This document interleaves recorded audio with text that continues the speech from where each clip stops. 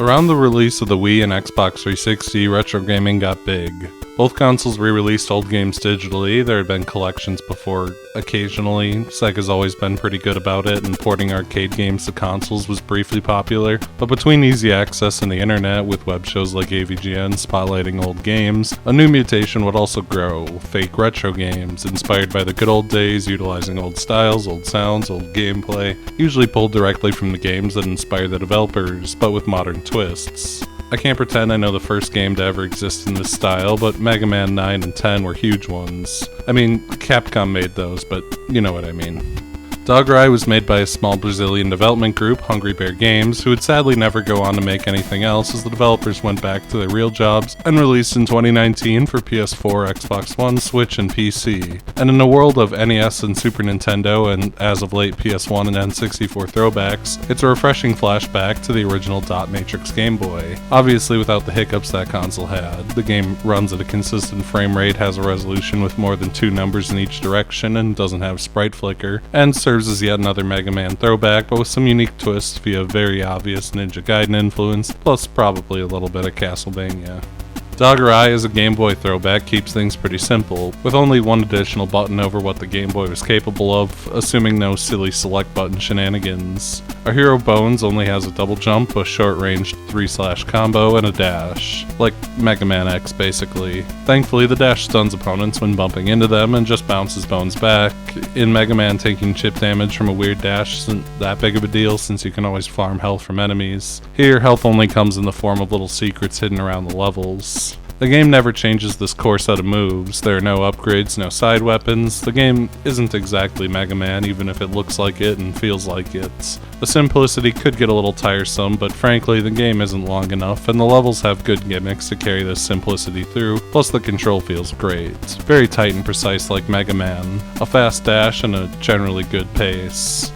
After getting the good ending, you also unlock Ryder, who swaps out a katana for shurikens. Ryder feels almost like a joke. He's not Mega Man, he's base, throwing attacks in 8 directions and even through walls, floors, and ceilings. Very little level design stands up against Ryder, including the final boss, to a degree that's almost hilarious, although given he's a post-game bonus, I have to assume intentionality on that. There's not a whole lot of complexity to the game as far as it goes. Outside of health pickups, the only collectibles are 4 floppy disks, 1 in each main level, which unlock the true ending, and only one of these is earnestly hard to find, in the volcano, where branching paths may never take you past it. Hell, one of these is outright unmissable. There are also some animal friends hiding in most stages who have silly little things to say, but those are just for an achievement. Levels do have little gimmicks that at least keep things relatively fresh, although the game is barely 2 hours long and hardly needed it, and the bosses are all decent. The sewer level is pretty basic for the sake of the tutorial and has a fight against a little rolling guy. Pretty simple Mega Man X first boss type guy. Moves slowly, jumps back and forth to opposite ends. After that, the main 4 levels become selectable in any order, which honestly I'm not sure why since there are no upgrades, but it's cool. The desert has a short ride chaser type auto-scrolling motorcycle segment, which is the most substantial gimmick in the game, and a fairly fun challenge with some cool visuals. The boss here is a little tiny robot man who shoots patterns of missiles that need to be stood between or sliced down in the case of the homing missiles. I like the design, and he's very readable and fair.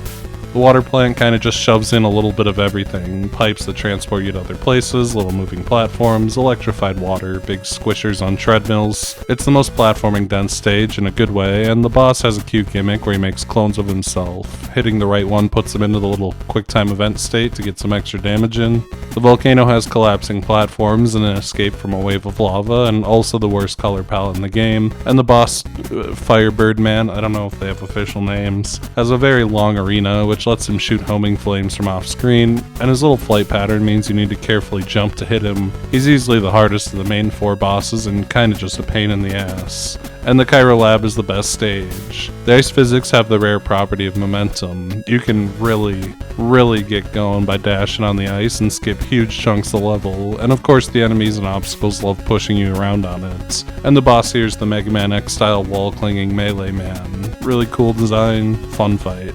After clearing the 4 main stages, there's a 3-part Wily's Castle style gauntlet, the city, which is a pretty simple area that ends in a fight against a giant robot. Riding the hands up to hit his face is pretty fun, but Ryder can also just mulch this boss in like 2 seconds without moving, which is pretty epic. The forest is a tight platform bit with lots of little moving platforms and turrets that shoot you off of them, also the boss rush, and an even ground samurai duel with a cat. It's a pretty clever twist to turn the QuickTime event thing against you.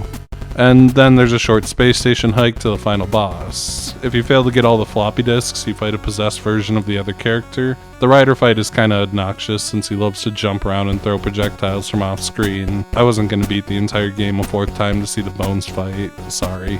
You can't go back for the floppies once you start the final boss rush, and you know, it'd be nice if you could. Then you could see the optional boss and you could see the true final boss. As for the final boss, he's a giant flying Grim Reaper you need to jump at repeatedly while sliding under his scythe throws. I found this boss horribly frustrating. His hitbox seems very tight, but getting too close means taking chip damage from his dumbass moving around. It's absolutely doable, but a little clunky. The second phase is the Nintendo special, giant hands in the background, lots of big attacks to dodge, and very punishing for his damage output, but a pretty cool little fight. In the good ending, there's a third phase that's just dodging attacks and waiting for QuickTime events to finish off the evil computer for good. It's very scary to hit a third phase on the boss, but it's way less difficult than the main two forms. And yeah, that's the whole game. That's not a diss or anything, it's a great little package, and there's nothing wrong with a short game here and there, especially one that's aiming for simple. The game really is a pleasantly simple Mega Man-like, focusing on the melee combat, adding in some X with the boss designs and patterns, the slide, and it's a fantastic little afternoon game. It also has the option to turn off unlimited lives if you aren't a coward like I am, which would make those health pickups way more handy. Dogurai definitely has a distinct visual style, and I think it largely pulls it off. The 1:1 aspect ratio and simple 4-color palettes sell the Game Boy throwback thing very well, and I really like the palettes they chose for every level except for the volcano, especially the oranges and browns of the desert and the blue and purple of the space station. And it's neat that you can swap the palettes from the menu if there's one you particularly like or dislike. The sprite work is simple but cute and effective, emulating that flat style of the system, but having just enough detail to make every attack and obstacle very readable, which especially impressed me for the bosses, who are relatively complex. Fortunately, the game doesn't suffer from the limitations of the Game Boy, obviously. There's no sprite flickering and a very smooth frame rate, plus a nice border to round out the screen. It's a style that's a bit out there for these retro revivals, who usually aim much higher than was actually possible on their home systems. As for the music, it's fine. It definitely fits the vibe with its simple MIDI arrangements, and there's a lot of good energy tracks, but they're not exceptionally memorable or absolute bangers. They're decent enough Game Boyish MIDIs that carry you through the game.